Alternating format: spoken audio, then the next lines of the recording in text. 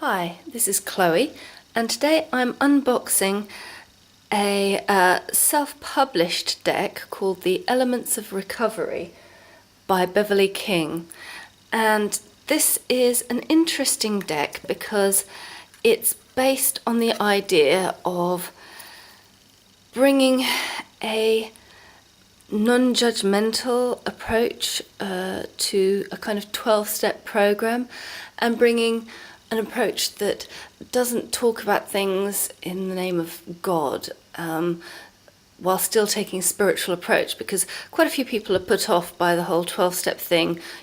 I surrendered myself to God, that sort of thing, because, maybe you don't believe in a God, or you don't believe that there is only a single God, or you believe in the goddess, or you don't believe in anything at all. Whatever it is, Beverly's tried to bring this system into a light that is both spiritual and yet also very practical.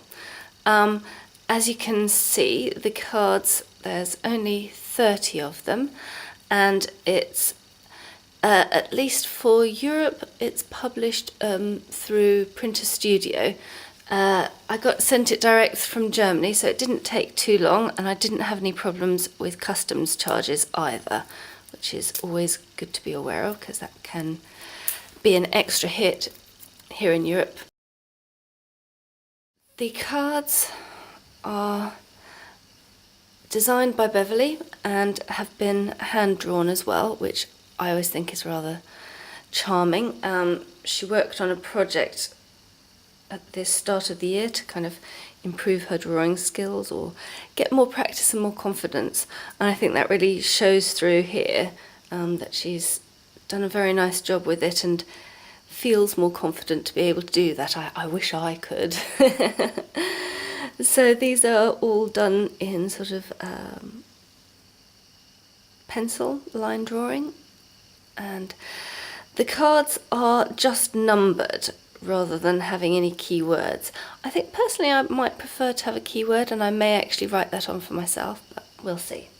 So number 1 is powerlessness, which is admitting that there are some things that you just can't change, in the same way as you can't affect gravity or other laws of nature. There are things that you cannot change.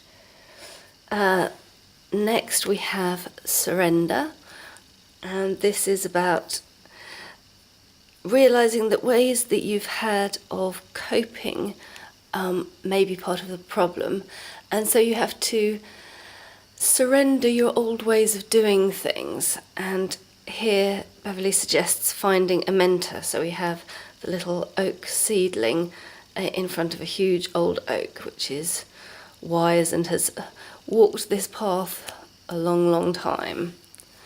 Then we have choices. Very lovely sky. So the birds are looking in different directions. And can you change your perspective? Can you make choices in a different direction?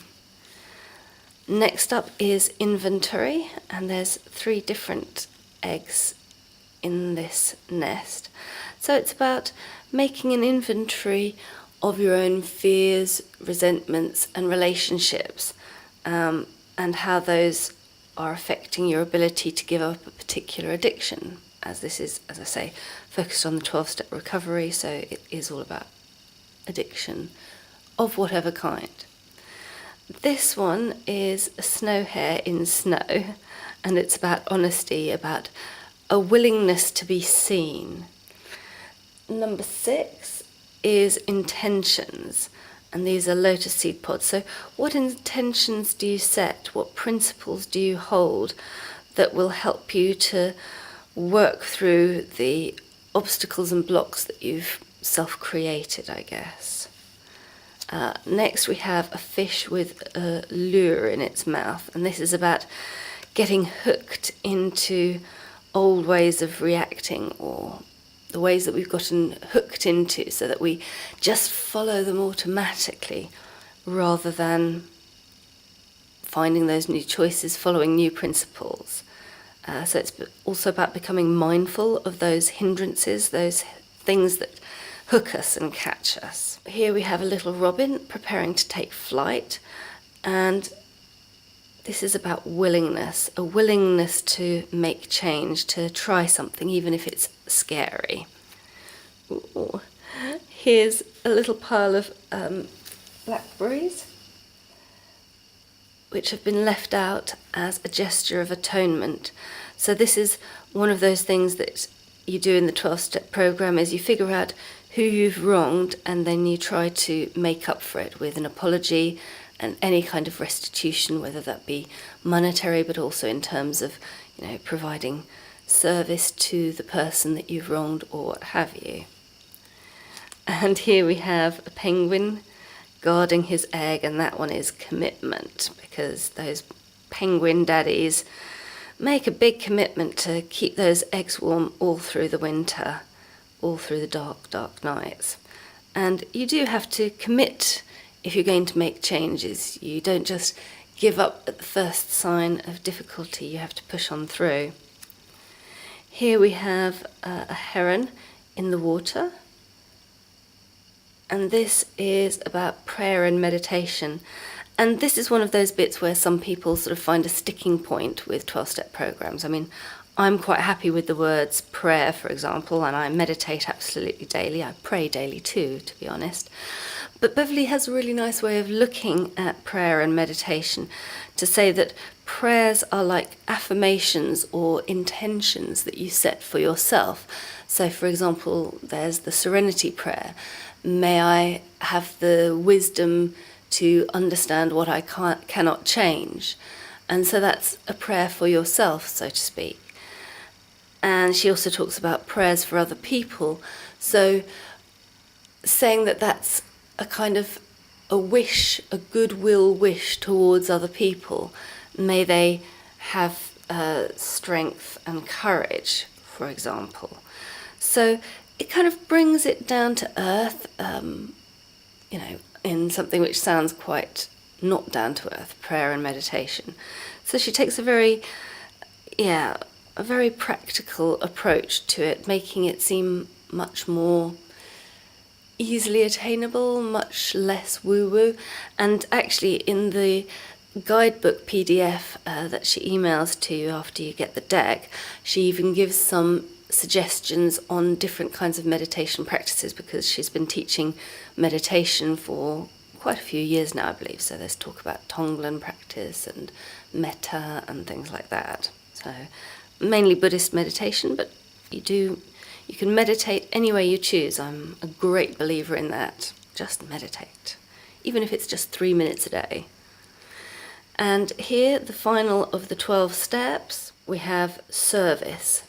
And so this is about the marigolds that are in the garden alongside, well, in this case, I think that's a tomato. And the marigolds help to actually boost the other plants in the garden. I'm not a great gardener, so I don't know exactly how that works, but I think it's about that they give different nutrients, or, you can get companion plants that help in some way. So, for example, maybe these get eaten before the tomatoes, or they give something to the soil, or they deter certain pests or something. So they're acting to be of service to others.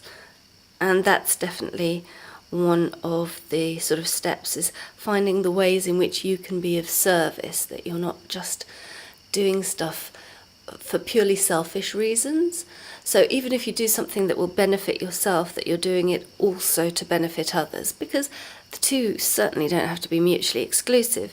You can do something that is of service to others and yet also feels good to you, or you feel good because you're doing it in service of others. Or, for example, even getting well, recovering, partly that means that you will be better, feel better, but you will also be a kinder, better person to those around you. You'll be more helpful to your family. If you get on top of, if you have rage issues, if you get on top of those, then, it's not just you that will benefit, but everyone around you. And that's kind of the idea of being of service. So this is an opossum playing dead, playing possum, and it's about discernment, about recognizing the truth of matters. Then we have sunrise, and this is about trustworthiness, that you can trust that the sun will always rise every day. And in the same way, you have to be trustworthy, that people can believe that you will be a constant like the sunrise. These two are being sweet and kind to one another, and this is about two prairie dogs greeting one another. This is compassion and kindness, being good in relationship, so to speak. This one is a dog sharing his food with a raccoon, so it's generosity. 3 different kinds of flower, a rose, a dandelion, and a daisy. And this is about humility. It doesn't matter what kind of flower you are, you just be the best that you can of your own kind. Here we have a tree giving up a fall leaf, and so this is about forgiveness, about being able to let go of things that no longer serve you. 19, gratitude. I love dolphins, beautiful image. Being joyful, giving thanks for just that, being alive perhaps. Here we have a petunia growing out of cracks in the ground. And this is about courage, finding courage to grow, to make positive life choices, even when the circumstances may be difficult. Here we have an otter floating on its back, and this is about faith. I guess I see that the otter trusts that the water will hold its weight. It can just be playful and joyful and float in the water because it has faith. Oh, this is beautiful, a little Zen garden. And this is the principle of simplicity. I'm a big fan of keep it simple. Keep it small and simple, some say just keep it simple, sister. This is a raindrop splashing into something, and this is about mindfulness.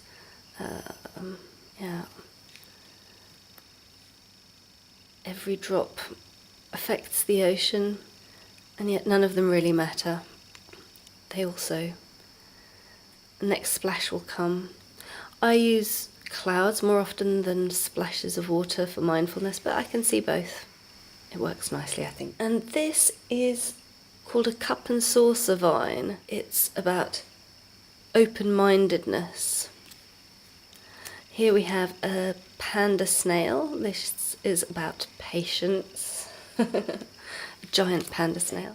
A lion enjoying the sunshine, which is about contentment.